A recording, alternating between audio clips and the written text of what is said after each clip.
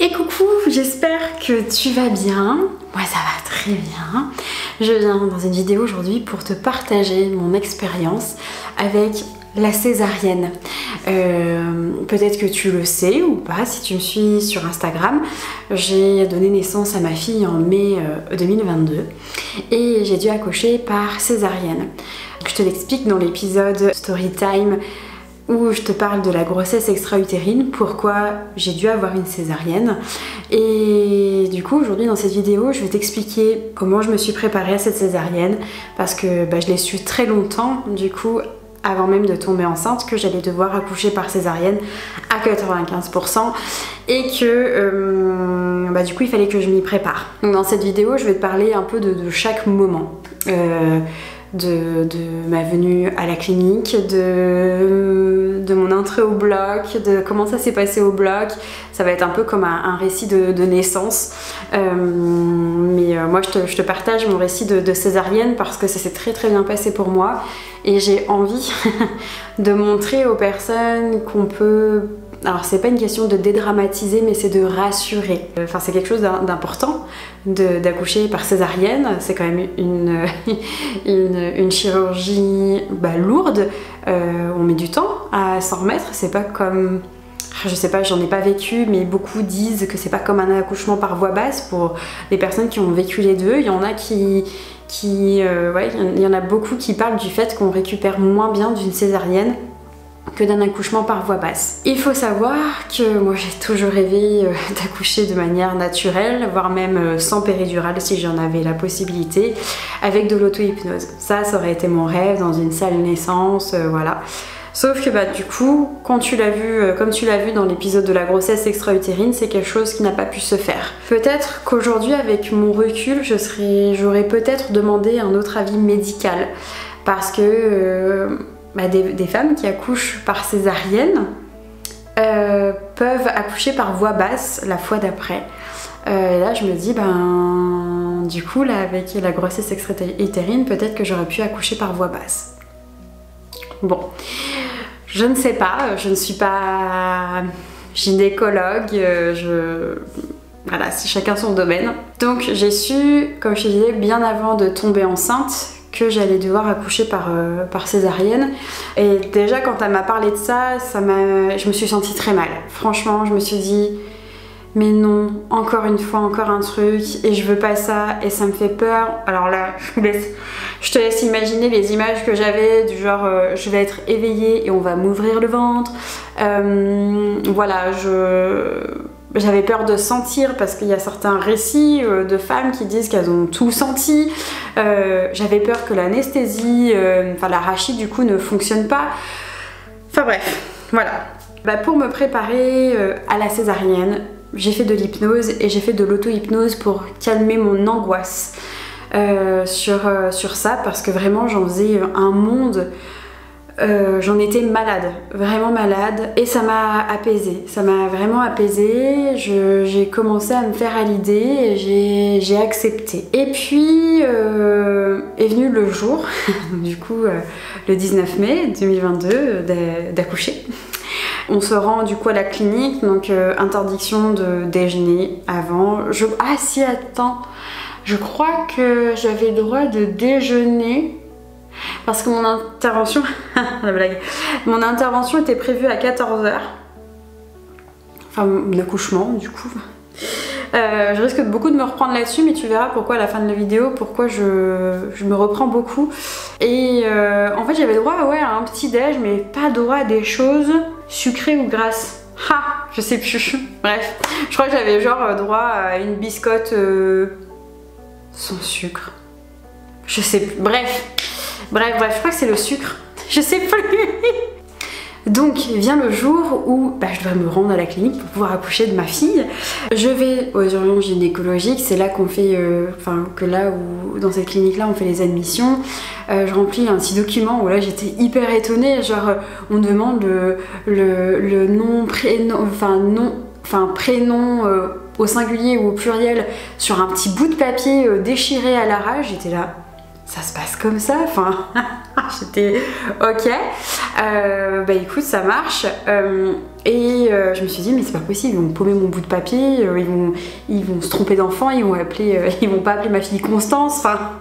Et du coup, je donne ce papier, je crois que c'était une sage-femme ou une infirmière, je sais plus. Et puis là, on me conduit en chambre, on m'installe, enfin voilà, je m'installe, je prends mes aises, etc. Et puis voilà, nous, on avait cette heure de passage au bloc à 14h. Donc ok, on prend tout notre temps, machin et tout, vers 11h15, Jérémy qui me dit je vais aller me chercher à manger, ok, pas de souci, il va pour aller s'acheter un sandwich et tout.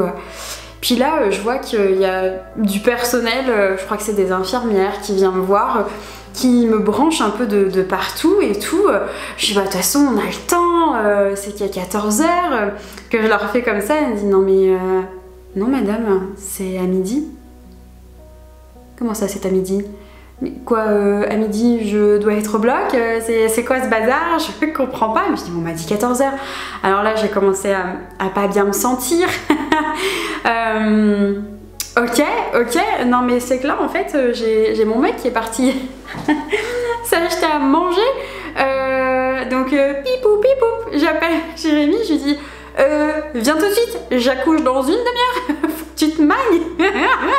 Donc pour les personnes qui accouchent par césarienne programmée, merci de vous renseigner auprès du personnel médical avant que votre mec se barre ou votre meuf se barre chercher à manger ou que sais-je, vadrouiller je ne sais où. Donc du coup mon mec est en train de courir en mangeant son sandwich en même temps. Le sketch. Voilà, on peut y avoir ce genre d'anecdote aussi avec une césarienne programmée. Et puis, donc moi, mon conjoint, il a pu venir au bloc avec moi. Il y a des maternités qui l'acceptent. La note, elle l'acceptait totalement, surtout que c'était une césarienne programmée, donc là c'était ok. Par contre, sur les césariennes d'urgence, c'est non. Et ça, c'est vraiment ce qui m'a permis, je vais pas dire que c'est une chance, mais ça m'a vraiment permis de me sentir mieux qu'il soit là, voilà. Attention, je parle de mon récit, je ne veux surtout pas faire culpabiliser ces mamans qui n'ont pas pu avoir leur compagne ou leur compagnon avec elles au bloc. Et pour autant, j'étais pas forcément rassurée parce que mon mec, il aime pas le sang, il aime pas les hôpitaux, il tourne vite de l'œil. Voilà, tout s'est très bien passé pour lui. Et en fait, donc, moi, on m'a monté au bloc. J'ai attendu dans un couloir, c'était long et j'avais peur. Là, franchement, je pense que c'était ce moment où c'est émouvant pour moi, ce moment où je devais relâcher la pression. Je pleurais sur cette table et pourtant je savais que dans quelques minutes j'allais rencontrer ma fille. C'était vraiment un truc de dingue. Et en fait j'ai pas trop aimé cette attente parce que y a les gens qui passent, qui te portent pas forcément de considération. Alors ok, ils sont dans leur boulot, mais j'ai vraiment pas aimé cette attente. Et puis voilà le moment d'entrer au bloc, et c'est vrai que l'anesthésiste était assez directif. Mettez-vous comme ça, machin et tout, et j'avais droit à une infirmière qui faisait de la sophro, et ça... Merci, elle était absolument gentille, elle m'a aidé à courber mon dos, à me parler, et j'ai rien senti parce que là aussi il y a des femmes qui sentent la piqûre en fait de l'arachis, parce que c'est pas une... comment on appelle ça? J'ai perdu le mot, sérieusement. C'est pas une... J'ai le mot césarienne qui vient mais c'est pas ça. Ça me reviendra peut-être pas après. La péridurale, c'est pas une péridurale, c'est une arachie, on appelle ça, parce qu'ils anesthésient pas de la même manière, ils vont plus loin, je crois. Je te laisserai te renseigner sur la question, mais voilà, le but étant de ne plus rien sentir du tout. Ils attachent, ça aussi j'ai pas trop aimé parce qu'ils ont attaché les bras. Je pense que c'est normal aussi hein, pour pas que le chant tombe, j'imagine, pour pas qu'on fasse de gestes brutales. Voilà, j'imagine qu'ils ont complètement leur raison. Bah t'as le masque, la Charlotte, et là j'ai senti un vent de soulagement quand Jérémy est arrivé. Et là j'étais là, merci d'être là quoi. Merci, enfin...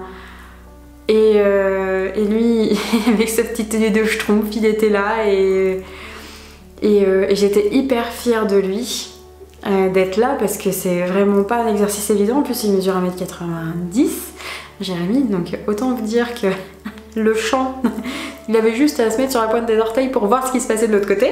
Et du coup, là, le moment où il m'ouvre et c'est... je suis pas sûre que ça soit très long, mais en tout cas, c'est assez vertigineux. Je veux pas dire brutal, parce que vraiment je suis secouée, je sens que je suis secouée, parce qu'elle est très haute, Constance est très haute, et même Jérémy il était impressionné de la manière dont il me secouait pour aller la chercher. Je t'avoue qu'avec l'arachide j'étais quand même un peu dans le gaz, donc j'ai pas trop, ça m'a pas marqué, je m'en souviens, mais ça m'a pas marqué. Et là en fait, à force de me secouer, il y a le champ opératoire qui fait ça. Et je sais pas, genre... alors je sais pas combien de... Je sais pas, c'est peut-être à 2 mètres de haut, le truc il a baissé quasiment de moitié en fait, si tu veux. Et au point que mon mec il était comme ça sur moi, excusez-moi mais le champ est en train de, le champ d'opération est en train de baisser et tout. Puis tu parles, les gens ils en ont rien à faire, ils ont autre chose à s'occuper que du champ. Donc du coup Jérémy il se cachait tu vois, sur moi. Et puis là, il m'en a parlé qu'après. Il m'a dit, tu sais, à un moment donné, j'ai eu très peur pour toi. Parce que à mes pieds, j'ai vu une mare de sang. Et en fait, j'ai perdu, je sais plus combien. Beaucoup plus de sang en fait que ce qui était prévu. Même si on le prévoit pas vraiment, mais plus que la normale. Ce qui fait que j'ai été en anémie. J'ai eu des perfs de fer pendant 48 heures je crois. Voilà, c'est des choses qui arrivent hein. Mais même là j'étais assez surprise que lui ne tourne pas de l'œil en fait à la vue de ce sang, de cette flaque de sang. Et là ça va paraître fou, donc on me dit qu'elle naît et je suis même pas sûre. Ah si, je crois que je l'entends pleurer, c'est dingue d'oublier ça quand même. Mais en tout cas je les revois, me l'a présenté, là, il me l'a présenté, je demande à Jérémy baisse-moi mon masque et tout, enfin voilà, je veux être avec elle et il me la présente, ma petite mère, elle était comme sur l'écho 3D, c'était trop marrant. Et du coup ils sont allés lui faire les soins, juste les premiers soins, ça n'a pas duré très longtemps et au bout de genre 2 minutes je pense, ils sont revenus, ils me l'ont représenté à nouveau, voilà, Constance. Et en fait, pendant ce moment-là, en fait, au moment où ils me l'ont sorti, je sais pas si Jérémy m'a dit quelque chose, non je crois pas. En fait lui il était en train de dire excusez-moi, il y a le champ là qui est en train de baisser. Et là tu vois en fait il y a cette image de comme si t'étais en train de... Tu sais t'es dans une salle de spectacle, de théâtre et là d'un coup comme si les rideaux tombaient et là on vient te présenter l'acteur principal, tu vois, celui qui va rendre ta pièce importante, tu vois. Et là on vient me présenter une actrice principale qui est ma fille et qui va rendre ma vie encore plus importante qu'elle l'était avant et qui va m'offrir certains rôles de maman, de responsabilité, d'amour, enfin de plein de choses. Et là on me la présente et je fonds en larmes.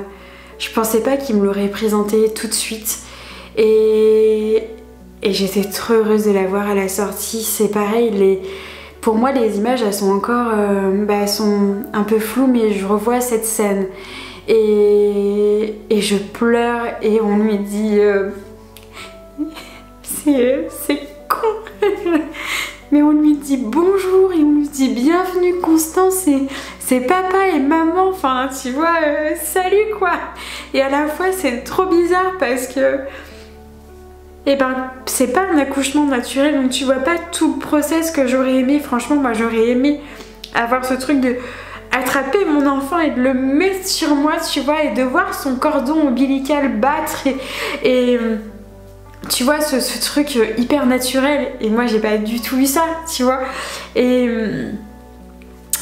du coup voilà, ils me l'ont posé pas très longtemps. Après ils sont allés lui faire les premiers petits soins et après ils me l'ont ramené à nouveau. Et à partir de ce moment là ils ont dit au papa qu'il pouvait venir. Donc du coup moi j'étais complètement dans les vapes. Complètement dans les vapes. Jérémy il a fait ses affaires avec Constance, il a fait du pot à pot avec elle, voilà. Puis moi j'étais là en train de me faire refermer. Et là voilà, j'ai rien senti et après on m'a emmenée en salle de réveil. Vraiment j'étais dans mes pensées, voilà, j'étais un peu dans un autre monde et je pense que je réalisais pas non plus ce qui venait de se produire. Et du coup on m'emmène en salle de réveil. Et là en salle de réveil j'attends un petit peu et je sais plus à quel moment il m'apporte Constance. Et je sais plus à quel moment mais je me sens pas bien. J'ai très froid. Et là il y a une infirmière, je pense que c'est des infirmières qui font des rondes, qui viennent te voir et que ça va, machin et tout, et elle discute un peu avec toi. Et là je lui fais part du fait que j'ai très froid. Et donc en fait elle me met une couverture chauffante. Donc mais je sais plus si c'était avant ou après. Enfin bref, donc du coup j'ai osé demander parce que j'avais très froid, franchement j'en tremblais. Et en fait tu sais, à force de trembler, t'as les muscles, ça te fait mal. Clairement ça fait mal. Et je me sentais vraiment pas bien, pas du tout à l'aise, quelque chose de vraiment pas naturel. Et du coup, à un moment donné, on me dit, elle est où Madame Pacotte, la maman de Constance, voilà. Et on m'apporte ma fille. Parce que j'avais demandé à faire la tétée de bienvenue. Au départ, moi, Constance, je voulais l'allaiter. Ça s'est pas du tout passé comme je voulais. C'est comme ça. Et j'ai fait la tétée de bienvenue. Il y a une sage-femme, peut-être, ou une infirmière qui est restée avec moi. Et j'étais tellement dans les vapes que du coup, il y avait l'infirmière qui me tenait le sein. Ça a duré 15-20 minutes, hein, ça a duré super longtemps je pense, et facile 20 minutes je dirais, enfin. Et là j'avais ma petite puce sur moi et j'ai pu faire la tétée de bienvenue après la césarienne. Ça s'est très bien passé et c'était chouette ce petit moment avec elle, même si j'avais une personne en plus avec moi, mais j'ai pu faire ce geste là qui me tenait quand même à cœur. Et puis vient le moment de remonter en chambre. Donc on me remonte en chambre et puis il n'y a personne. Il n'y a pas Constance, il n'y a pas de papa. Ils sont où? Il y a un berceau, il n'y a personne dedans quoi. Ok, et puis on me dit rassurez-vous, ils arrivent. Donc j'attends, et puis finalement, même pas au bout de 5 minutes, il arrive avec Constance dans les bras il arrive avec dans les bras ou pas? Ou elle est dans son petit berceau? Oh, je sais plus. Je sais plus.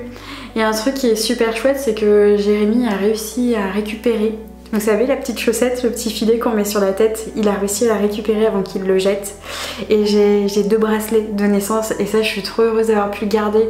J'ai pu garder aussi son étiquette, tu vois, de berceau avec Constance, le jour, la date, enfin l'heure. Et ça, je suis trop contente d'avoir pu garder ça. Mais et puis là, voilà, on a fait connaissance. Je reviens, je n'avais plus de mémoire sur ma carte. Et du coup, je disais, on a fait connaissance. Il y a eu plusieurs tétées. Et en fait, c'est pas la question, mais l'après, césarienne. Moi, j'ai pas pu me lever tout de suite le soir parce que comme j'ai perdu beaucoup de sang pendant l'intervention, je me suis pas sentie bien. J'ai essayé de me lever et en fait rien que le fait d'être assise sur le bord de mon lit, j'ai la tête qui tournait.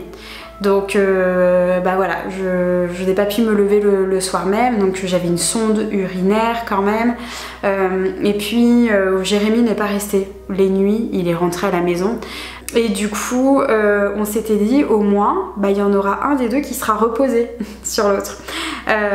Donc si moi je devais mal dormir, et bien au moins Jérémy, lui, bah, il pourra potentiellement mieux récupérer que moi en étant seule à la maison.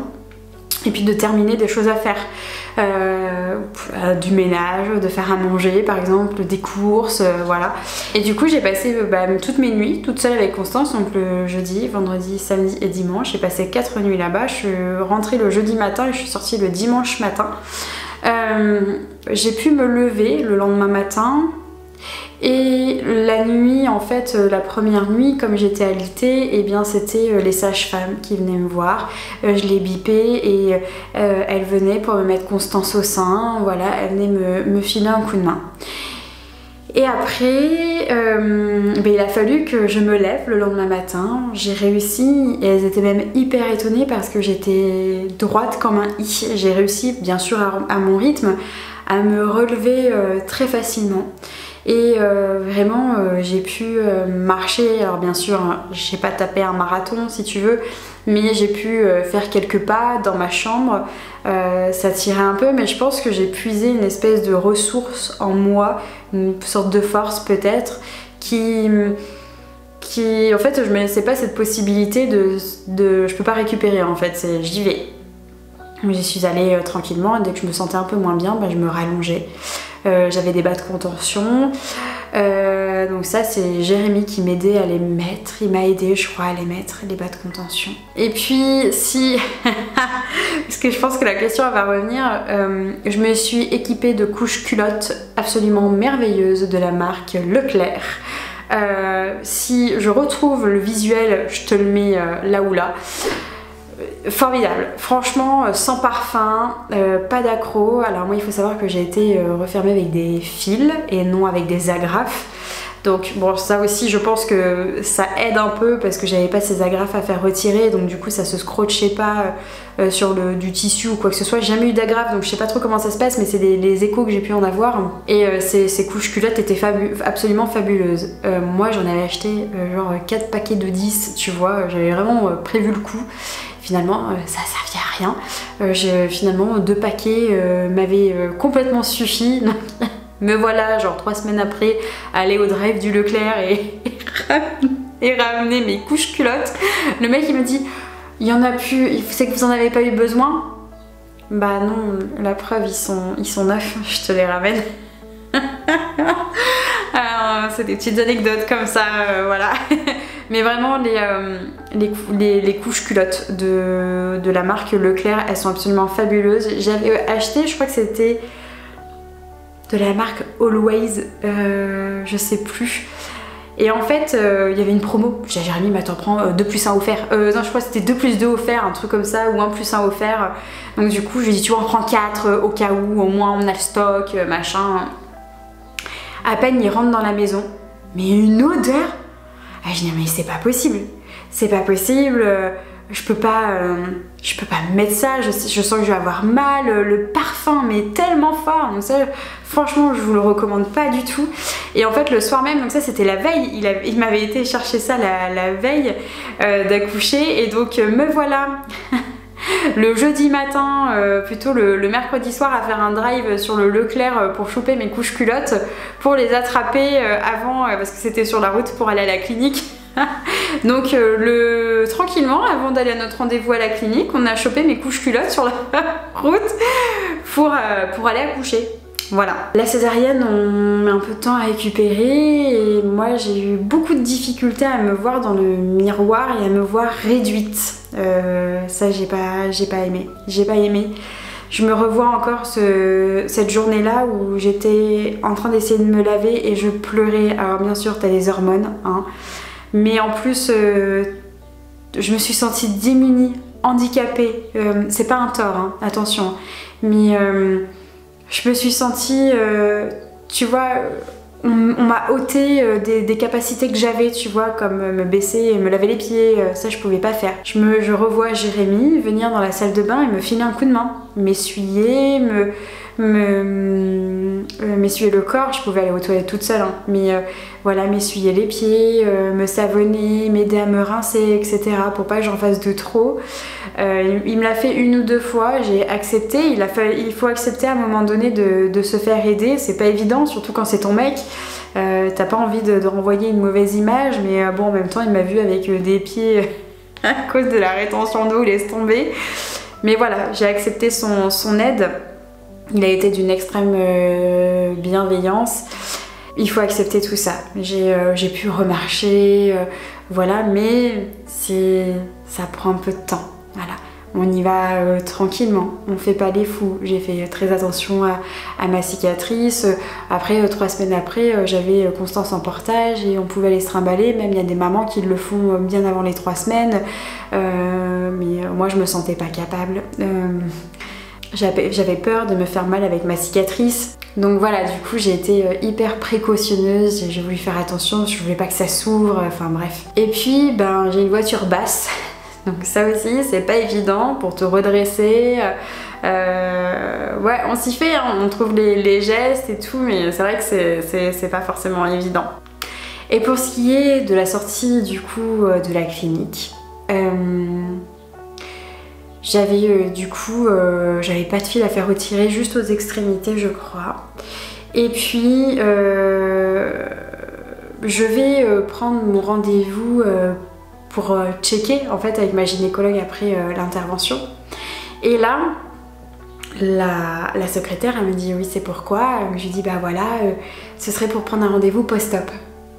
Elle me dit ah bah pour quelle intervention? Je lui dis bah pour une césarienne.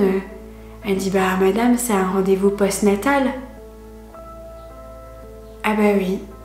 Elle me dit bah oui madame vous venez d'accoucher. Ah bah oui. Et c'est pareil très bête parce que vraiment je m'étais jamais je m'étais dit bah non la césarienne j'en aurais pas. Et je remercie cette secrétaire de m'avoir rallumé cette lumière, de me dire que ouais, moi aussi j'ai accouché par voie haute, mais j'ai accouché et en fait ces quelques mots m'ont réchauffé le cœur, mais merci. Donc j'ai eu mon rendez-vous post-natal peut-être 1 mois après l'accouchement. Alors je me revois, je crois que j'étais venue avec Constance parce que Jérémy avait repris le boulot à ce moment-là. Et tout s'était très bien passé, RAS. Et puis elle m'a posé quelques questions et pour elle, pas eu besoin de faire de rééducation. Donc il y a certaines abonnées qui m'avaient dit que quand même ce serait bien. Alors je sais plus si c'était vraiment de la rééducation qu'il fallait que je fasse, mais quand même aller voir une sage-femme, je l'ai pas fait. J'ai pas franchement ressenti le besoin. J'ai jamais eu de fuite urinaire. J'éternue, tout se passe bien, ça m'est déjà arrivé de courir, tout se passe bien, de faire du sport et tout se passe bien, voilà, j'ai pas de problème en fait de périnée, voilà. Donc c'est tant mieux, parce que ça m'évitait de faire ça en plus, de rajouter sur le planning, de prendre des rendez-vous, d'aller faire la rééducation, voilà. Et aujourd'hui, 8 mois après, tout va bien. Je reprends le sport tranquillement. Parfois je sens que ça me lance un petit peu, mais je pense que c'est qu'en fait il y a peut-être des adhérences qui se créent tout autour de la cicatrice. Donc en fait ça il faut masser régulièrement, chose que je ne fais pas, j'y pense pas. C'est pareil, il faut masser la cicatrice avec une crème hydratante. Mais ça c'est votre gynécologue qui vous en parlera de comment prendre soin. Moi j'avais été voir une ostéo, alors c'était pas pour Constance, c'était pour Constance, mais quand même j'avais posé quelques questions et du coup elle m'a montré comment masser. Donc franchement je vous invite à aller voir un ostéo pour qu'il vous montre comment faire les massages. Mais c'est vrai qu'après il faut être assidu, moi je les ai pas fait et je peux quand même les faire aujourd'hui, ça permet aux adhérences de pas trop s'installer. Donc voilà. Et puis voilà, le quotidien a repris. Il n'y a pas des choses qui me handicapent que d'autres. Voilà, c'est là où je voulais venir avec cette vidéo. C'est pas pour dédramatiser, parce que vraiment, comme je le disais en début de vidéo, ça reste quand même une intervention. Mais peut-être pour vraiment rassurer. Moi, tout s'est très très bien passé.